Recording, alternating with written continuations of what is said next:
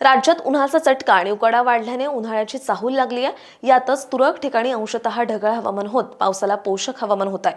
आज 21 फेब्रुवारी रोजी ढगाळ आकाशासह राज्याच्या किमान आणि कमाल तापमानात चढ उतार होण्याची शक्यता हवामान विभागाने वर्तवली आहे। शुक्रवारी म्हणजेच काल 20 फेब्रुवारी रोजी हरियाणाच्या नरनुल येथे देशाच्या सपाट भूभागावरील निचांकी 8.5 अंश सेल्सिअस तापमान नोंदवले गेले, तर सकाळी 8:30 वाजेपर्यंतच्या 24 तासांमध्ये केरळच्या कोट्टायम येथे देशातील उच्चांकी 37 अंश सेल्सिअस तापमानाची नोंद झाली। दक्षिण बंगालच्या उपसागरामध्ये तयार झालेले हवेचे कमी दाबाचे क्षेत्र कायम असून ही प्रणाली श्रीलंकेकडे सरकते। आग्नेय बंगालच्या उपसागरात नवीन कमी दाब क्षेत्राची निर्मिती होण्याचे संकेत आहेत।